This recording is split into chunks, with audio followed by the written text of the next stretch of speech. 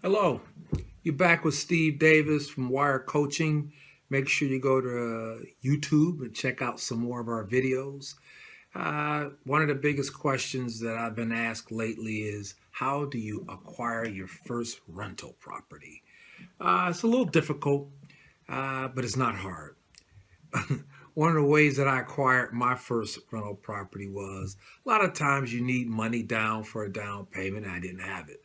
So what I did was I sold my car. I sold my car. I sold my car to use the money to buy a house. I used it as a down payment. And here's what happened.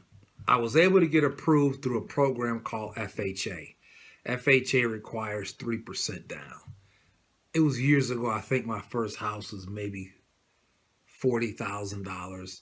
So they asked for 3%, which is $1,200. FHA is a program where you have to actually live in the house.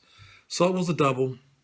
I actually bought it with $1,200. My credit was okay. I got in the house, and you're supposed to reside in there for at least a year, and then maybe down the road you can sell it.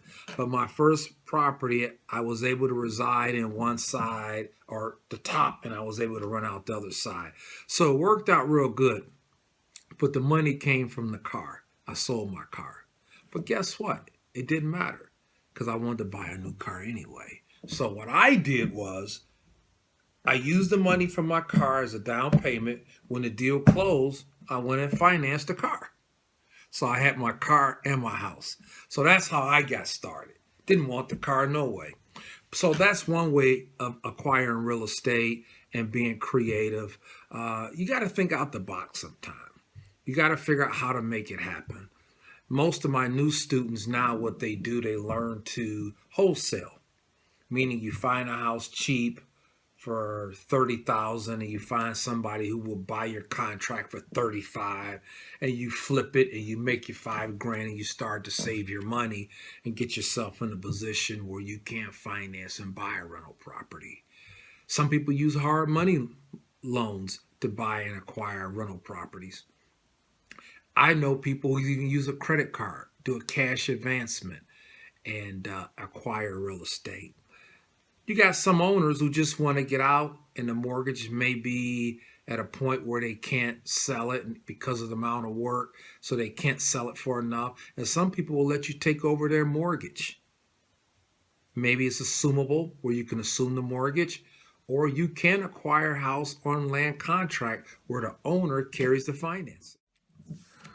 So when the owner carries the financing, then you have built-in financing, and maybe it was a house that was kind of hard to sell. So those are just some of the ways and some of the ways that you can acquire real estate. Uh, One of my favorite is you can use other people money. Maybe you have the drive, the time, the energy, but someone else has the money, and you guys could go in as a partnership where they put up the money, you do everything else. You found the house, you fix it up, you rent it out, you can share in their rents. Here's the new way. Check this out. You can use retirement money. It's called self-directed IRAs. People who have retirement money can pull their monies down to help you acquire real estate, and you pay them back with interest.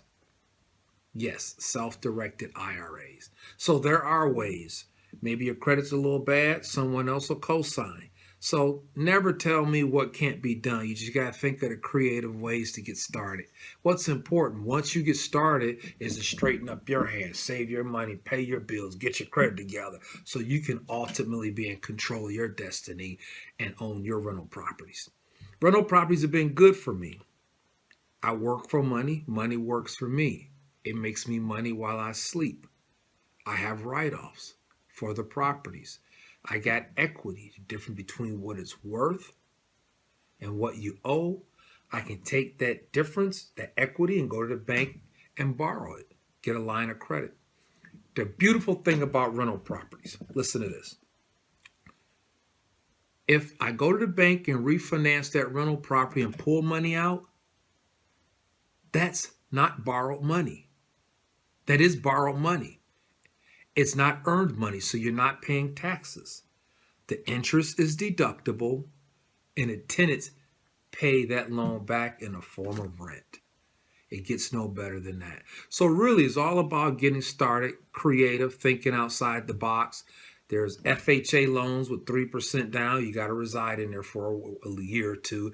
You can borrow it from a friend. You can do hard money lending. You can use your credit card. You can sell your car and buy another one after the deal closed. There is self-directed IRAs, owner financing, where the owner will carry the paper. Maybe you give them $1,000 and you pay monthly, or they'll just say, hey, just pay the taxes. They're back taxes. So there are creative ways to own in real estate. Make sure you check us out and check out some of our videos. Make sure you consider calling me as a coach who can sit down and analyze your situation and see if there are things that we can do for you. Please share, subscribe. Please share, subscribe. Have a good day.